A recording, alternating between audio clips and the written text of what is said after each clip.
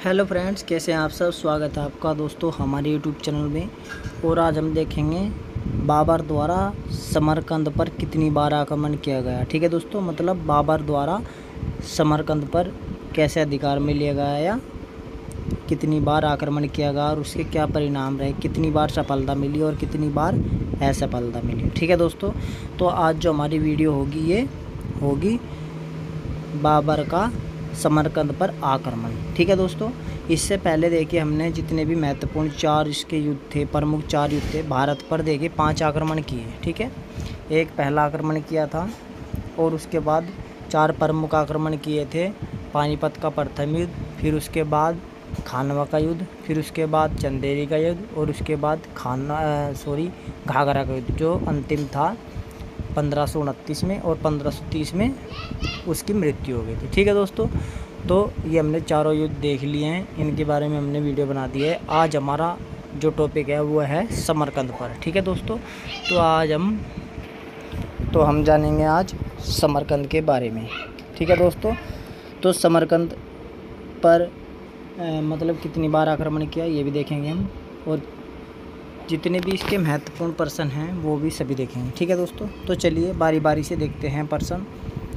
देखिए दोस्तों, बाबर ने कुल 5 बार समरकंद पर आक्रमण किया। ठीक है, और 5 बार में 2 बार असफल रहा और 3 बार सफल रहा। ठीक है, लेकिन मतलब उसके अधिकार कभी भी नहीं रहा। ठीक है दोस्तों, अधिकार बिल्कुल नहीं रहा। ठीक है, कुछ दिन कार्य किया शासन, फिर उसके बाद ऐसे ही चला गया। ठीक है, तो चलिए शुरू करते हैं। पहला पर्सन और मोस्ट इम्पोर्टेंट क्वेश्चन है, अंत तक जरूर देखिएगा दोस्तों। चलिए सबसे पहला पर्सन देखते हैं। पहला पर्सन है हमारा, बाबर ने समरकंद पर कितनी बार आक्रमण किया था। ठीक है दोस्तों, तो अभी बताया हमने बाबर ने कुल 5 बार समरकंद पर आक्रमण किया था। ठीक है, अब कब कब किया देखिए मैं बता दूं, यहाँ पर ये किया 5 बार। ठीक है दोस्तों, 5 बार आक्रमण किया। पहली बार 1496 में, फिर उसके बाद अगले साल 97 में, फिर उसके बाद अगले साल 98 में। ठीक है, तो यहाँ पर 3 लगातार ध्यान रखेंगे, 96, 97, 98। ठीक है, उसके बाद 1 साल छोड़कर 1500 में, और फिर उसके 10 साल बाद 1511 में। ठीक है, पहले में 1 और दूसरे में 10। ठीक है, इस तरीके से चलना है। तो इन 5 बार आक्रमण किया और 3 बार सफल रहा और 2 बार असफल रहा। ठीक है, चलिए अगले प्रश्न पर चलते हैं। अगला प्रश्न है, बाबर समरकंद पर आक्रमण करके कितनी बार सफल हुआ था। ठीक है दोस्तों, तो कितनी बार सफल हुआ तो हमने बताया पहले भी, 3 बार सफल हुआ। ठीक है, अब 3 बार कौन कौन सी डेट में सफल हुआ देखिए, 1497 में। ठीक है, फिर इसके बाद 1500। ठीक है, फिर इसके बाद है 1511। ठीक है, इन 3 बार के में वो सफल रहा बाबर। ठीक है, और जिनमें असफल रहा इससे पहले 96। ठीक है, और एक इसके बाद 98। ठीक है, इन 2 में असफल रहा। ठीक है दोस्तों, चलिए अगले प्रश्न पर चलते हैं। अगला प्रश्न है, बाबर समरकंद पर आक्रमण करके कितनी बार असफल हुआ था। ठीक है, तो 2 बार असफल हुआ। हमने डेट तो बता दी थी, 1400 पहली बार 96 में और 1498 में तीसरी बार। ठीक है, तो इन 2 बार असफल रहा। ठीक है, 1496 में और 1498 में। ठीक है, पहली बार क्यों असफल रहा, क्योंकि जो सुल्तान अली था उसने साथ नहीं दिया। ठीक है, इसीलिए। और दूसरी बार 1498 में बाबर ने अपने चाचा महमूद का सहयोग प्राप्त करके समरकंद पर आक्रमण किया, परंतु वहाँ भी क्या हुआ, असफल रहा। ठीक है, चलिए अगले प्रश्न पर चलते हैं। अगला प्रश्न है, बाबर ने समरकंद पर पहली बार कब आक्रमण किया था। ठीक है दोस्तों, तो पहली बार कब किया था, तो पहली बार किया था दोस्तों 1496 में। ठीक है, और गद्दी पर कब बैठा था वो, पहली बार 1494 में। ठीक है दोस्तों, मतलब जब उसका राज्याभिषेक हुआ तब कितने वर्ष का था वो, 1494 ईस्वी में बैठा था। तब था वो 11 वर्ष 4 माह 8 दिन। ठीक है, मतलब 11 वर्ष कितने 4 माह, ठीक है, और 8 दिन। ठीक है दोस्तों, इतने वर्ष का था बाबर जब राज्याभिषेक पर बैठा। ठीक है, कब फरगना का शासक कब बना 1494 में। ठीक है, तो आप इसे लगाएंगे। और इस प्रश्न का हमारा क्या उत्तर है, बाबर ने समरकंद पर पहली बार आक्रमण कब किया, तो 1496 में। ठीक है, चलिए अगले प्रश्न पर चलते हैं। अगला प्रश्न है, समरकंद पर पहली बार आक्रमण में किसके साथ नहीं दिए जाने से बाबर असफल हुआ था। ठीक है, तो हमने पहले भी बताया कि समरकंद पर पहली बार आक्रमण में किसके साथ नहीं दिए जाने से बाबर असफल हुआ। तो दोस्तों हमने पहले बताया कि अली सुल्तान द्वारा साथ न दिए जाने से। ठीक है, तो सही उत्तर क्या है, अली सुल्तान। ठीक है दोस्तों, तो अली सुल्तान के द्वारा साथ न दिए जाने के कारण बाबर असफल हुआ। ठीक है दोस्तों, चलिए अगले प्रश्न पर चलते हैं। अगला प्रश्न है, बाबर किसे हराकर पहली बार तैमूर के सिंहासन पर बैठा था। ठीक है दोस्तों, देखिए 1496 में क्या हुआ, जब आक्रमण किया उसने तो सुल्तान अली ने उसका साथ नहीं दिया और उसकी हार हो गई। ठीक है, यह असफल रहा। उसके बाद अगले साल, ठीक है, ये तो जुलाई की बात थी, जुलाई 1496। फिर उसके बाद एक साल के बाद नवंबर 1497 में उसने फिर आक्रमण किया समरकंद पर, और उस समय समरकंद के शासक थे बेसा नगर। ठीक है दोस्तों, बेसा नगर की पराजय हुई और बाबर पहली बार तैमूर के सिंहासन पर बैठा। ठीक है, और उसने अपने पिता का सपना भी पूरा किया। ठीक है दोस्तों, तो किसको हराकर, बेसा नगर। ठीक है दोस्तों, बेसा नगर को हराकर। और कितने दिन शासन किया, 100 दिन। ठीक है दोस्तों, 100 दिन, ज़्यादा दिन नहीं, 100 दिन बस। ठीक है दोस्तों, तो बाबर समरकंद पर 100 दिन ही अधिकार किया। क्यों, वो अगले प्रश्न में देखें। चलिए अगले प्रश्न पर चलते हैं।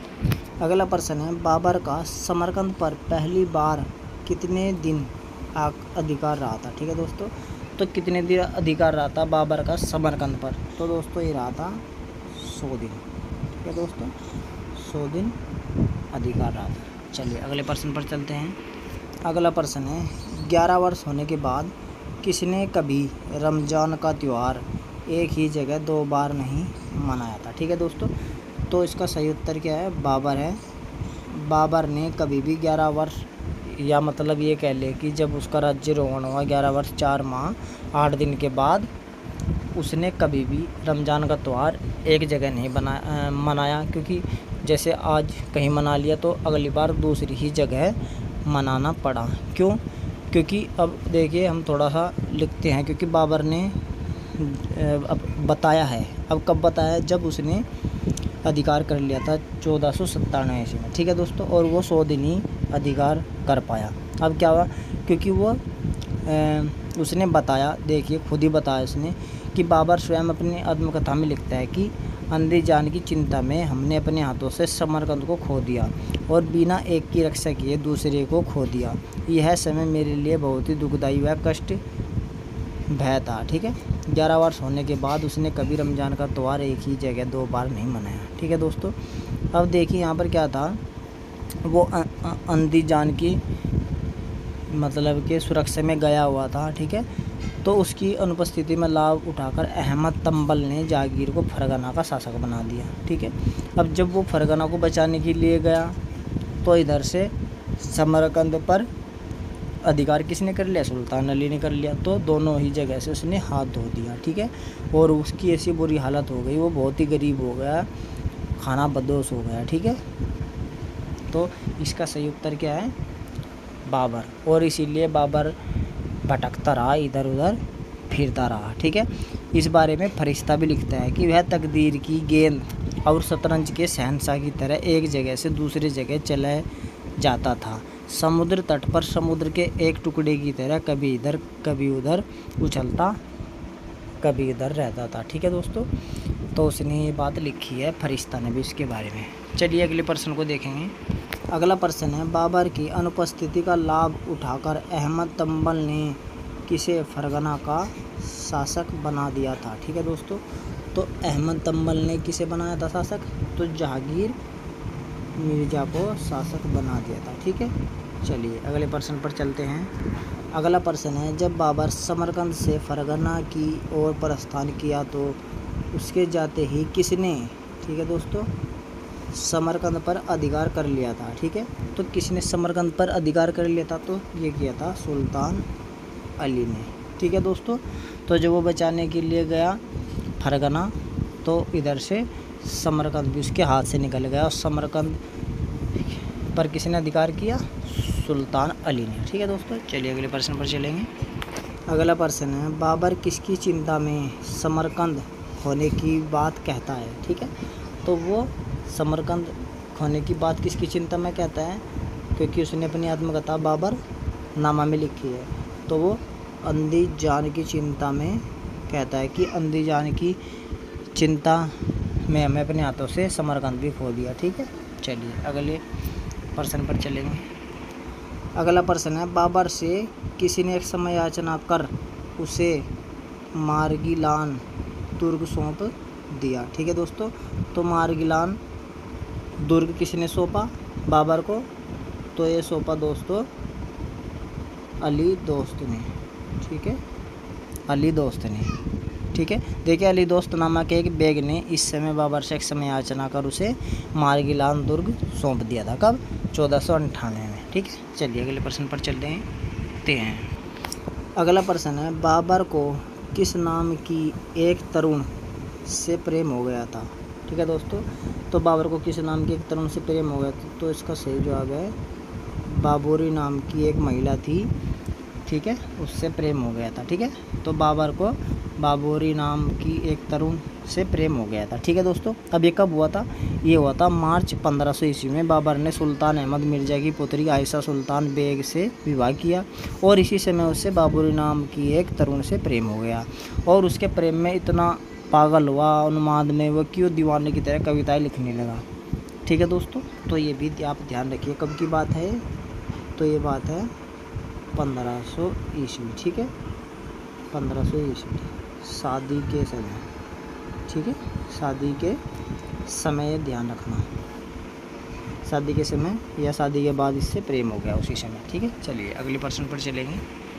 अगला प्रश्न है हमारा, बाबर ने कब कब समरकंद पर आक्रमण किया था। ठीक है, देखिए 1497 में किया, 98 में किया, 1500 में किया, 1511 में किया। ठीक है, तो इसका सही उत्तर है सभी। ठीक है, और सबसे पहली बार कब किया, 1496। ठीक है दोस्तों, तो 5 बार आक्रमण किया। ठीक है, चलिए अगले प्रश्न पर चलेंगे। तो चलिए दोस्तों, ये हमारा अंतिम प्रश्न है, सिर्फ देखते हैं बाबर कविताएं किसके प्रेम में लिखने लगा था। ठीक है दोस्तों, तो किसके प्रेम में लिखने लगा था कविताएं बाबर, तो लिखने लगा था बाबूरी के प्रेम में। ठीक है दोस्तों, बाबूरी के प्रेम में कविताएं लिखने लगा था और दीवानों की तरह रिएक्ट करने लगा था। ठीक है दोस्तों, तो दोस्तों ये थे हमारे महत्वपूर्ण प्रश्न बाबर का समरकंद पर आक्रमण से संबंधित टॉपिक से। ठीक है, इसके बाद हम इसके जितने भी महत्वपूर्ण युद्ध हैं जैसे सरेपुल का युद्ध, हराचियान का युद्ध, ठीक है, तो ये भी सभी हम देखेंगे। ठीक है दोस्तों, क्योंकि जैसे मरव का युद्ध, कुले मलिक का युद्ध, तो बहुत सारे इंपॉर्टेंट युद्ध हैं वे भी हम देखेंगे। तो दोस्तों फिर मिलते हैं आपसे, तब तक के लिए धन्यवाद, नमस्कार।